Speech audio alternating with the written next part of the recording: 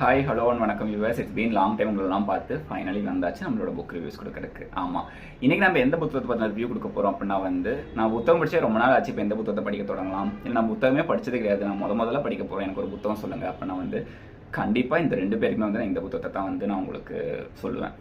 ஏன் அப்படின்னா நம்மளை படிக்கும் போதே படைத்தவன் சொல்லியிருப்பாங்க, இப்போ இந்த வேலையை நீ செஞ்ச அப்படின்னா உன்னோட வாழ்க்கை ரொம்ப சுமூகமாகவும் நீ ரொம்ப லைவ்லியராகவும் ஃபீல் பண்ணுவ அப்படின்னு சொல்லியிருப்பாங்க. பட் ஆனால் நம்ம அந்த வேலையை செய்ய முடியாது.